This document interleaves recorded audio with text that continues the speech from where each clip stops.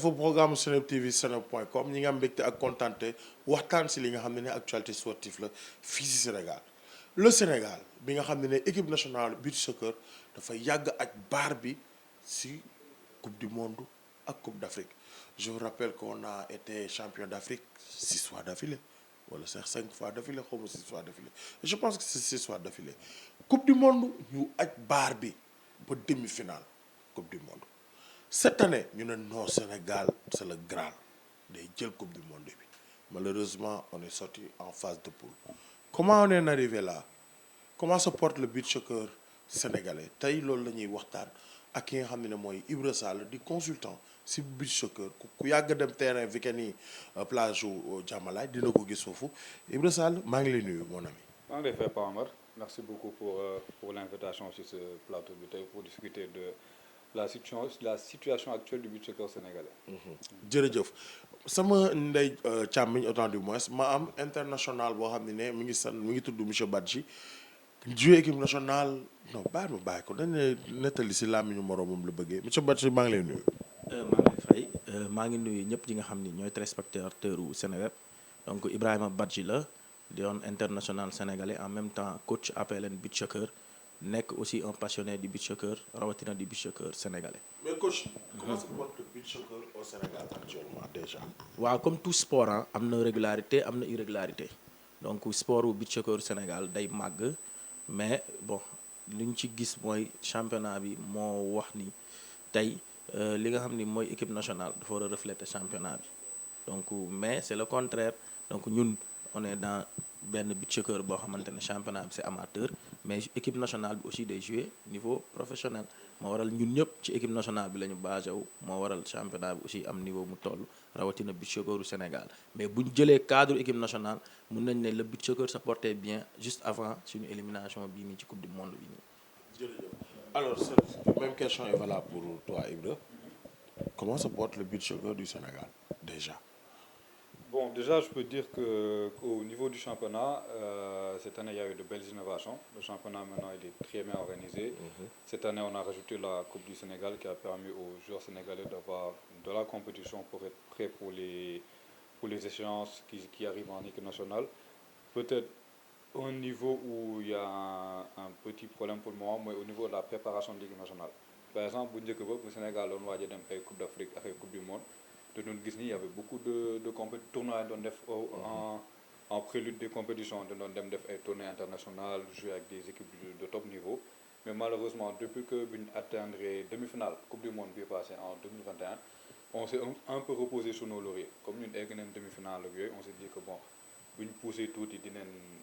nous Coupe du Monde, mais on n'a pas mis certains moyens qu'il fallait. Parce que depuis 2021, c'était capitaine de Alcénie depuis une demi-finale Coupe du Monde. Coupe du Monde bii le Sénégal n'a pas joué de match contre une équipe du top 10 mondial. loolu moom wax na ko sax sama micro. Exactement on n'a pas fait de certains matchs amicaux moo tax par exemple bi ñu demee Jeux africains on a perdu en finale contre le Maroc alors que Sénégal toogoon na je pense. depuis 2015. waaw depuis 2015 mosu ñoo am défaite en Afrique. à part compétition internationale mosu ñoo am défaite. C'était bon je pense que loolu avertissement la woon mais malheureusement on n'a pas su faire attention à cet avertissement ba li xew.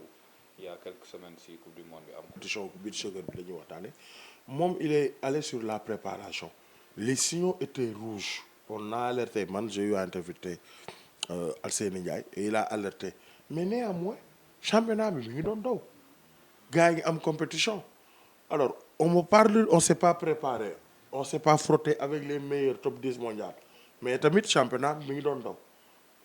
te est-ce que dañoo noter peut-être absence de rythme si coupe du monde bi fan la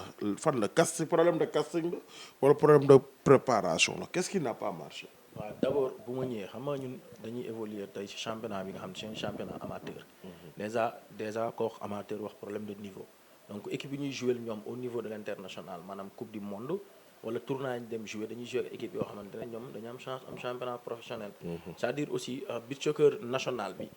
day du refléter juste li nga xam ne mooy le niveau international parce que beach soccer national bi mun nañu ne la plupart des équipes peut-être schéma tactique yi wala juste benn aspect technico-tactique yi nga xam ne dañ koy gis Europe dañ ko mën a développer fii. La preuve tey ñoom joueurs équipe nationale ñi ciy jouer ci seeni club en général c'est des joueurs yoo xam te ne mënoo leen très briller au niveau du championnat national parce que dem nañ am nañ vécu international bu ñu ñëwee bu ñuy jouer da ngay sentir ni y a une nette différence avec joueurs locaux yi nga xam ne amuñu chance jouer équipe nationale wala du moins amuñu chance voyager au niveau international donc peut-être Alseni ci logique boobu lay waxee c'est-à-dire match yi ñuy jouer ci championnat bi le niveau était moyen donc day baax comme ni ko Ibrahima waxee ñu dem flotter avec des affronter wu avec des équipes yoo xamante ne c'est des équipes yoo top niveau élever un beach soccer ngay sentir ñi bu ñuy jouer qu'il y a cette envie et que tamit maîtriser nañu les notions de base du beach soccer mooy yëkkati passe les schémas techniques les schémas tactiques bu ñuy jouer da ngay sentir ni ñii li ñuy jouer il le maîtrise le ballon est tout le temps en l'air donc Alseni looloo tax mu ne dañu war a di jouer équipe yi nga xam ni ils sont dans le top 10 mondial. donc mën nañu wax ne cette élimination précoce de l'équipe nationale du Sénégal c'était prévisible. c'était prévisible c'est-à-dire ñun sax à un moment donné ñun ñi nga xam ni des fois dañu am chance de leen seetaan wala à travers yenn match yi nga xam ne dañuy invité suñu ay club ñu dañuy sentir ni peut-être ils sont bons fii da ngay sentir quand ils jouent il y a benn différence bu rëy comme li ñuy wax rek ñaari affaire moom yu bokk tolloowul niveau kenn du leen boole ci benn bool différence bi day fës ils nous battent des 6 des 7 des 8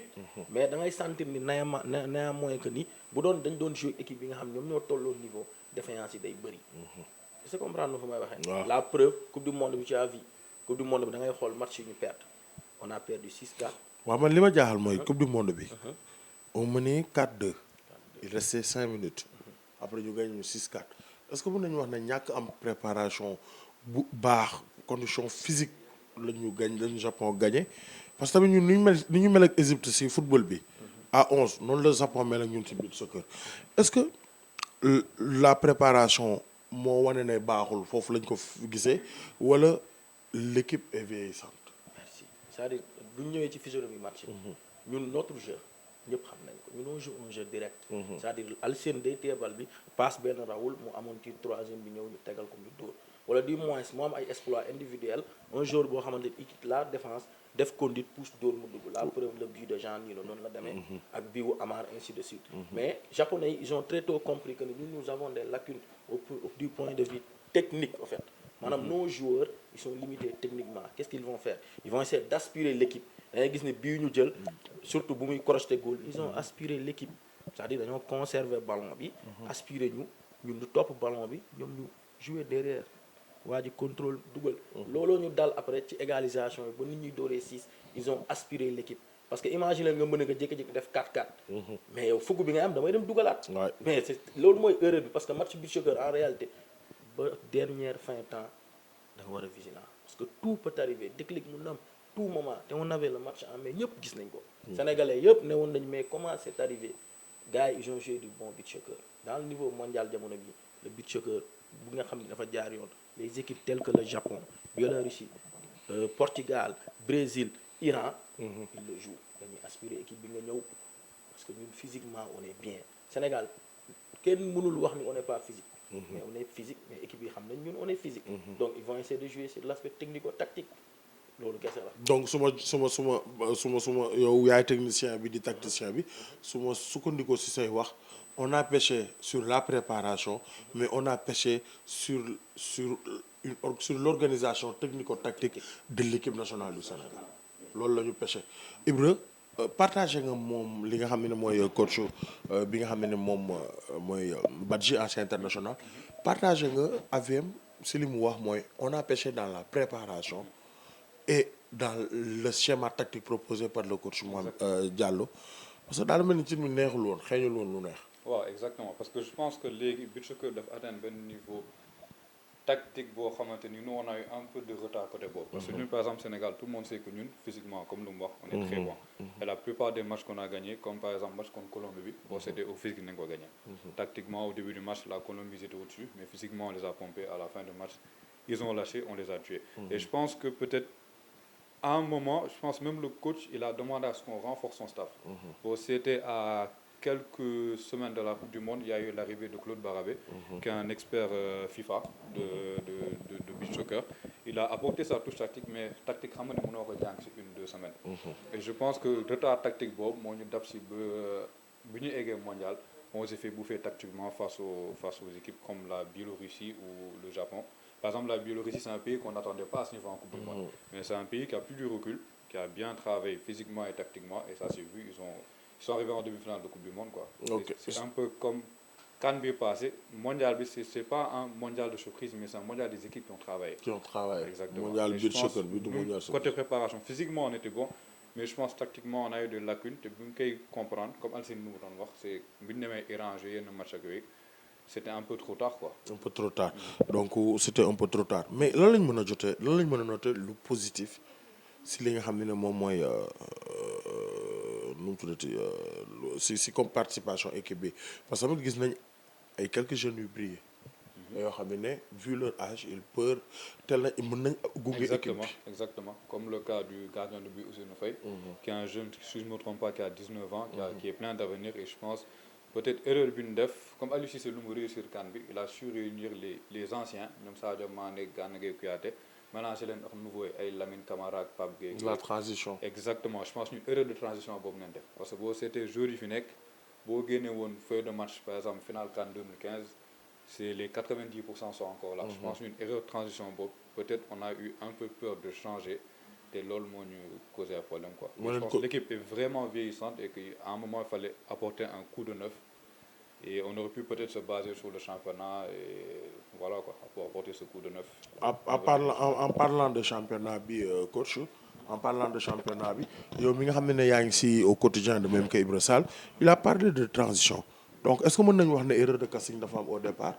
wala il y avait des personnes tamit yoo xam ne ñi ngi fi mënoon nañ may ñeneen chance yeneen booy jouer par rapport à la composition de l'équipe. mais lu apparaître en première vue mooy ñoom misé wuñ ci championnat bi c'est-à-dire peut-être ils sont dit que ni ñee peut-être ak niveau bu ñu am ak expérience bu ñu am peut-être il faut reconduire le même schéma reconduire les mêmes hommes or que on avait le temps jël booy yi nga xam ni tey ñoo brillé ci championnat bi may leen même chance bu ñu may ñi nga xam ni auparavant ay 10 ans avant maanaam tey par exemple da ngay jël tey yaa un gosse boo xamante ne kii moo ngi doon wax tur bi c'était l'attaquant de Mbao nan la tudd sax Souleymane Coly il a joué 17 matchs 16 matchs 27 buts 27 buts 16 matchs. 27 buts waaw te Mbao moo jël coupe du Sénégal bi. mais léegi nañ jël ci coupe du monde bi Final xaaral rek championnat. léegi nañ dem ci coupe du monde bi statistiquement ku ëpp but c'est un défenseur il a mis 3 buts mooy Amar Samb mu ëpp but maanaam attaquant yi dugaluñ c'est le défenseur qui a marqué 3 buts or que le meilleur des attaquants nga bàyyi ko Sénégal donc yooyu noonu en général mooy waral tey boo demee xam nga tey entraînement ak match ñoo yam ak compétition soo ko deful doo performant quoi qu'on dise si tu n'es pas présent sur les tableaux mënoo dem au niveau international tamit présent fa parce que niveau bi mooy toll foofu c'est-à-dire volonté boobu noonu moo manqué woon Sénégal ak ñeme bi maintenant nag comme li nga wax championnat bi ngi fi dina amaat donc prochaine échéance yi ngi ñëw donc il faudra aussi se rattraper ci loolu vas-y. Même côté boobu en fait am na loo xam nga nit la. Par exemple man su ma nekkoon joueur boo xamante ni j'ai gagné 6 coupes d'Afrique participé naa ay 9 coupes du monde dem ba demi-finale. benn moment même boo ko bëggul di nga xaw a doylu par rapport ak kenn koo xamante ni mi ngi soo egsi. daa xiif ñëw ne man fekk naa fi grand yi li leen fi def man foo ma ñëw andi minimum soit def li grand yi def wala mu andi plus. Et je pense que c'est quelque chose aussi qui a manqué dans l'équipe quoi. C'est quelque chose nouveauté boobu daal moo mënoon andi un plus boo xam. léegi ñu dem si dernière question bi. championnat bi am na ay valeurs sûres loolu nga doon wax. jox nga saa ngi exemple Souleymane Coly l'attaquant de Mbao. yaakaar naa mooy capitaine tamit en même temps alors championnat amateur beach soccer lañ am. amuñu ko woon. léegi am nañ ko. ñu ngi gis ay xale ñu ngi xarañu. ban plus-value nga gis ne championnat beach soccer bi mën na ko apporter l'équipe nationale beach soccer benn. et ñaan comment benn suggestion ngay joxe pour la réorganisation du staff technique de l'équipe nationale de beach soccer. D'accord. Je pense dans un premier temps, l'initiative, comme nous l'avons fait au début, le championnat à la Coupe du Sénégal qu'ils ont mis en place, c'est bien. Ce qu'ils pourraient ajouter, c'est aider les équipes, les clubs à jouer les compétitions internationales. Comme par exemple, on a vu que l'année dernière, il y avait un tournoi international, le club Algéro, où il y avait le club de Malika qui était inscrit, si je ne me trompe pas, à club Mbao. Mais malheureusement, pour des soucis de visa, ils n'ont pas pu aller jouer les compétitions. Donc je pense que ça serait idéal que la fédération appelle peut-être sur tout ce qui est procédure. Ou le cas échéant, pourquoi pas une fille, nous organiser un événement, nos clubs, ils pourront se confronter au niveau international. Genre Ligue des champions club beach soccer. Wow, voilà. Et tournois comme par exemple au Maroc actuellement, tournoi de centre de formation avec les clubs européens africains. On peut organiser la même chose ici au Sénégal. Des clubs européens africains de beach soccer qui se rencontrent. Et ça peut permettre de relever le niveau du championnat et permettre aux jeunes d'avoir l'expérience internationale. Je pense que c'est une bonne chose qui, par rapport à l'équipe nationale, je pense que c'est surtout déjà dans un premier temps renforcer le staff. Je pense que but soccer toll na niveau boo xamante ni on doit renforcer le staff quoi. Beach soccer toll na si niveau boo xam ne on doit renforcer le staff loolu mooy waxam alors coach c'est même question pour yow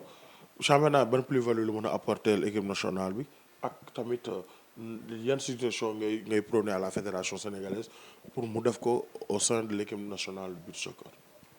waaw d'abord mot bi ñu génn mooy réorganisation maanaam il faut ñu réorganiser wu de telle sorte que c'est-à-dire objectif jour championnat warul nekk l'équipe nationale. Ibra il l'a dit booy war nañu mën a am chance de dem jouer des tournois internationaux pour jouer dans des clubs yoo xamante ne des clubs européens de beach soccer mu leen di mën a permettre ñu mën a découvrir beneen système de jeu beneen physionomie de beach soccer. bu ñu ko andee peut-être mën nañu dimbali équipe nationale mais bu fekkee championnat bi rek war nañu mën a créer par exemple une sélection boo xam ne c'est U20. di leen mën a permettre ñu mën a préparer booy yi. Je pense qu'on a une direction technique nationale de beach soccer. Oui. Bon baax na peut-être plage yi nag lañ suñu plage yi. occupation yeeg yooyu moo gën a bëri parce que benn terrain rek lañ am. te terrain boobu indisponible tamit beach soccer mooy loolu. donc bu ñu amoon tey une sélection U20 yenn système de jeu yi surtout yenn aspect technico-technique mën nañu ko ancrer booy yi dès la base nga xam ni après bu ñu ñëwee ci sélection nationale bi donc tey nee na day yomb quoi day yomb quoi léegi nag bon Ibrahima wax na ko ci staff bi je pense que ñëpp loolu mooy seen question surtout ñuy évoluer ci milieu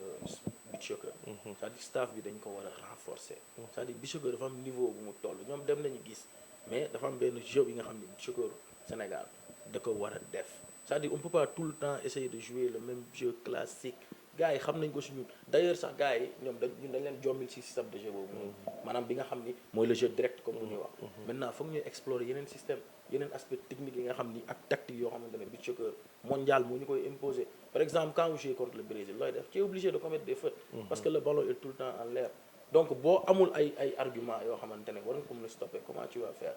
les équipes léegi li ñu jouer lan la conserver progresser déséquilibrer finir jeex na loolu la équipe bi di jouer garder bal bi aspirer équipe bi mu ñëw nga passe attaquant mu téye tas ñu dugal équipe yëpp loolu la ñuy jouer mais ñun jeu direct bi gars yi ñoo dem te jeu direct bi c'est facile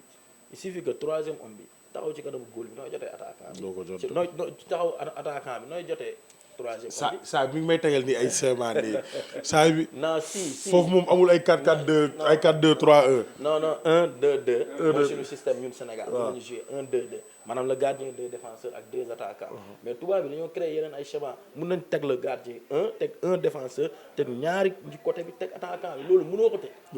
c'est tout moment kooku losance la kooku losance la et gestion espace libre bi dafa am solo ci beach soccer tubaab bi foofu la ñuy réussir saa ngay développé technico-tactique si non gestion espace libre dafa am solo waaw dafa am solo c'est-à-dire tubaab bi da ngay sentir ni ñu jouer avec beaucoup de patience parce que lan la dañu lay nax pour utiliser l'espace dans ton dos moo waral en général équipe Brésil Ibrahima l'a dit avant la ma wax Brésil dafa ñëw pour jël coupe bi da ngay gis ni ñu jouer dañuy aspirer équipe yi ba nga ñëw nga am fugg nga ñëw ñu jouer sa ginnaaw nax la ba nga nelaw ñu dugal gestion des émotions mais ñun par exemple avec les joueurs qu'on a ils ont fait 10 ans en sélection mais ils ont pris 7 fois ils ont été 7 fois champions d'Afrique gars yi xam nañ leen ci bépp plan donc le coach comme li ko Ibrahima wax transition boobu noonu dafa waroon xool dans le championnat des joueurs yoo xamante ne peut-être am nañ benn aspect tactique bi wala technique bi mu boole leen ak ce sera un très bon cocktail loolu la waroon def cocktail bu am solo la waroon am ren donc c'était juste ça aussi. C'est l'expert qui parlait c'est l'analyse le coach qui parlait mais aussi c'est le joueur de l'équipe nationale de beach soccer qui parlait mu wax ju am solo maa ngi lay gërëm di la sant boo nekk am na message boo bëgg a jàllale ndax ñu si njeexitalu émission bi. waaw di lancer ñi nga xam ne tey ñooy des acteurs de beach soccer surtout les amateurs dañu wax ni. La fédération est appelée. gis nañu ñoom it ils ont accompagné le beach soccer. ils ont aménagé énormément d'efforts pour le beach soccer national. mais aussi décision ñuy jël à l'avenir sera des décisions yoo xamante ne sera décisive sinon beach soccer du Sénégal dina tomber sur les moments les plus sombres comme ni ma koy waxee. il y a des décisions qui sont attendues nañ ko jël avec fermeté nañ jël ñi nga xam ne tey ils peuvent renforcer le staff ñu liggéey parce que sinon on risque li nga xam ni on l'a comme. ay trophée wala ay vécu ñu xaaraat ay année pour amaat ko je pense que malheureusement loolu perte la jërëjëf Badji bu nekk ancien international sénégalais